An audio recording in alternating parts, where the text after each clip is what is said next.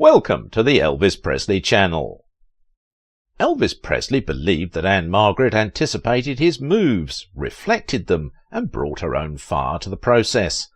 He truly loved his Rusty, and he never forgot to cherish her success throughout his life. Elvis Presley's true feelings toward Ann-Margret. Make sure to watch the video until the end, and if you're new here, don't forget to join our wonderful community by subscribing to the Elvis Presley Channel. The king of rock and roll, Elvis Presley was known for his flirtatious ways with his female co-stars, but the way he felt about Margaret was quite different. Ann-Margret and Elvis met in 1964 while filming Viva Las Vegas. Elvis found her exactly like him, and people labelled her the female version of Elvis. She was the only one with whom Elvis could share his vulnerable side, but he ended the relationship to marry a young girl called Priscilla. For the rest of his life, Elvis used to send Ann-Margret flowers in the shape of a guitar whenever she opened her show, and later confessed that he still loved her. Elvis Presley is nothing short of an icon. His impact on rock and roll is still felt today, and fans across the globe continue to enjoy his tunes. However, Presley was also a private man and kept many secrets. Ranging from his impulsive personality and a bizarre diet, Elvis had many fixations in his life, including his complicated relationships. One such example was his relationship with Ann-Margret. Elvis had a somewhat different kind of connection with Ann-Margret. Then the question arises why he ended up marrying Priscilla.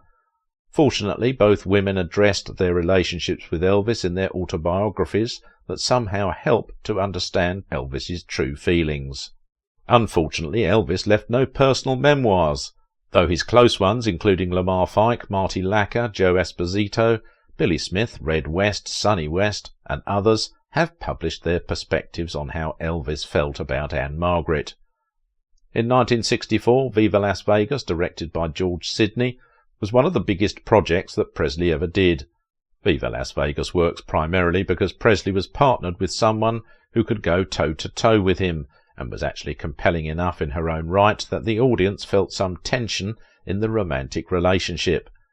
From the first moment they met, each recognized a kindred soul in the other. They both said words to that effect. Ann-Margret, as the swimming instructor, attracted Elvis in a way that every single person around them noticed that there was something different, something real in their performance.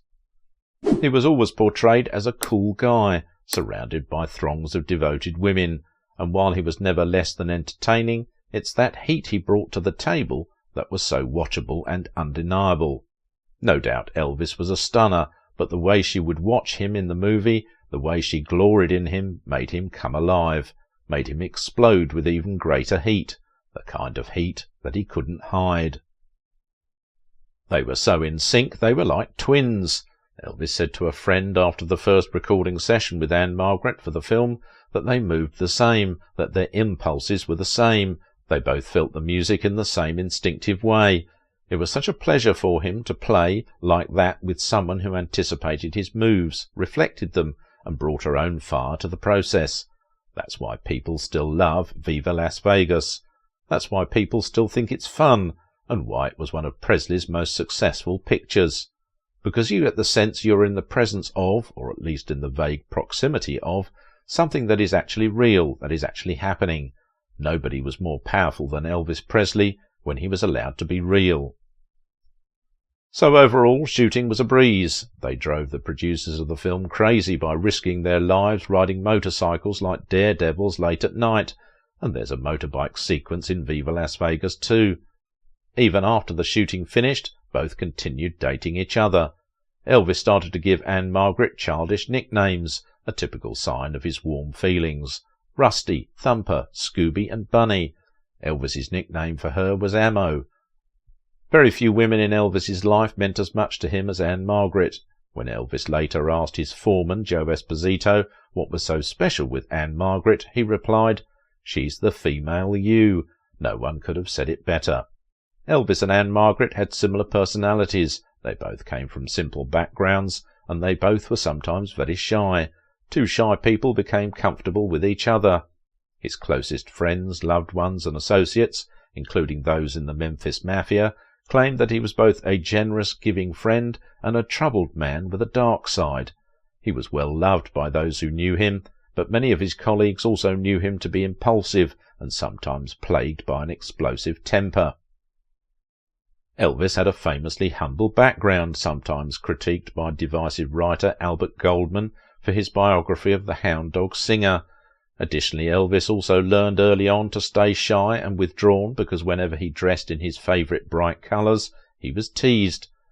But it was Ann-Margret who made him feel at ease. They both were the same. Elvis found a mirror image of him that allowed him to be real, to be himself.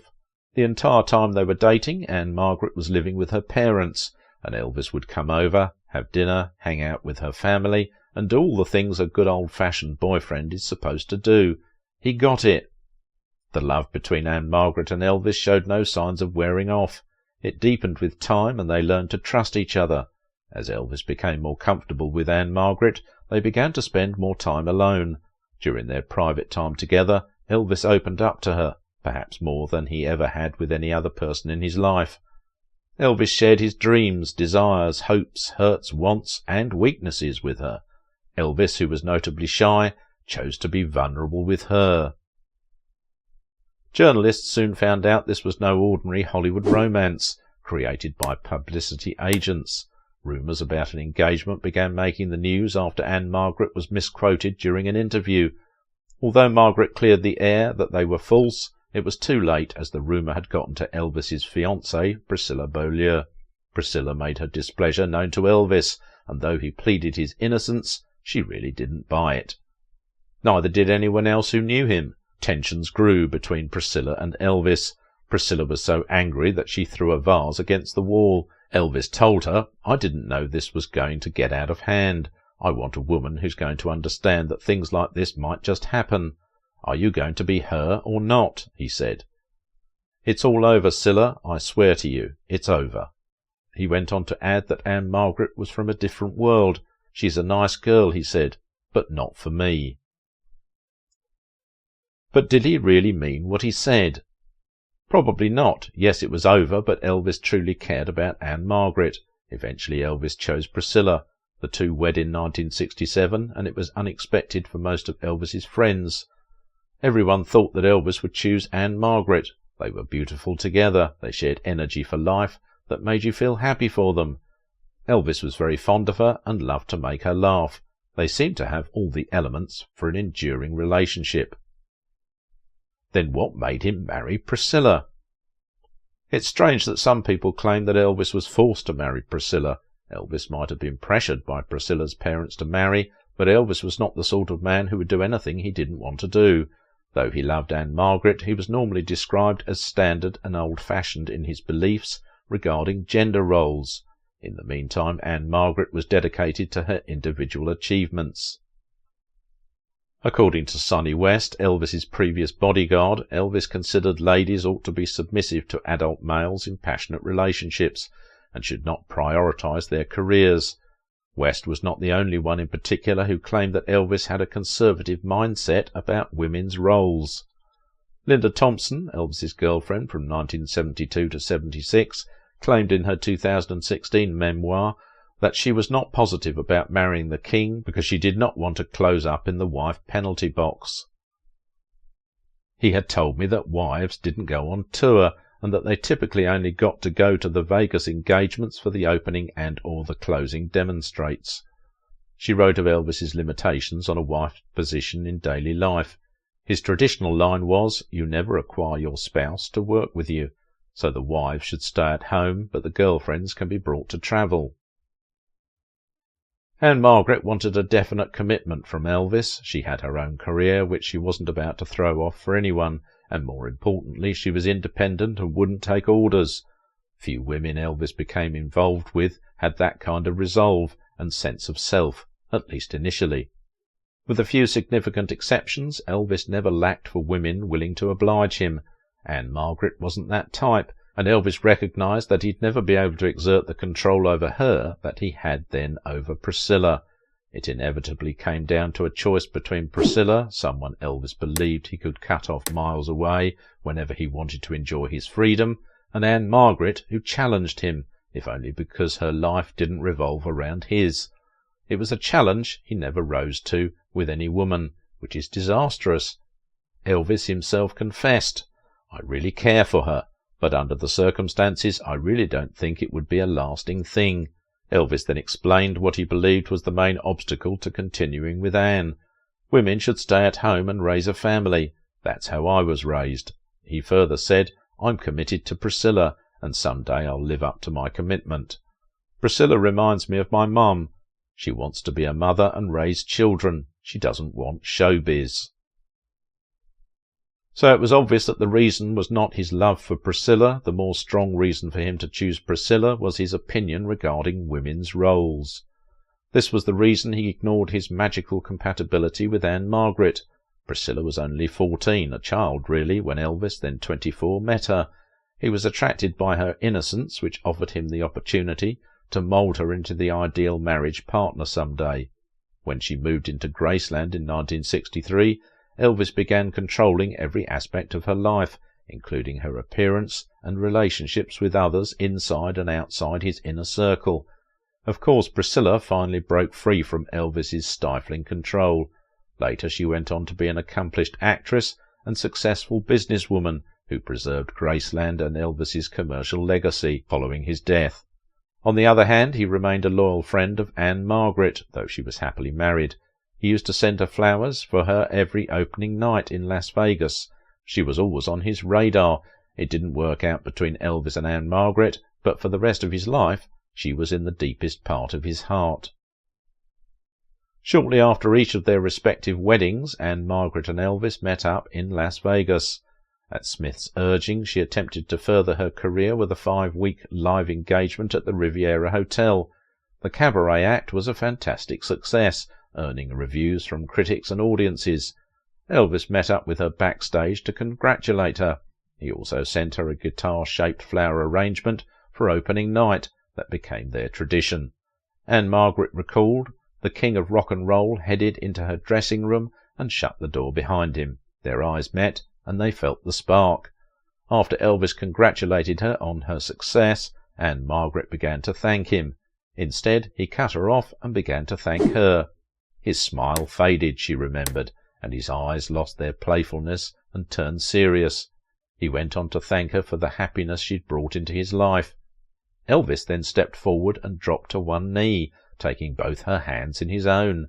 He told her exactly how he still felt about her. While she already knew that he still had feelings for her, she admitted she was touched to hear his sweet words. Years later, when she had a facial injury and they were in the same hotel, Elvis was bold enough to call Ann-Margret's hotel room. Elvis told Ann-Margret she looked wonderful, and that he was happy to have seen her during her recovery.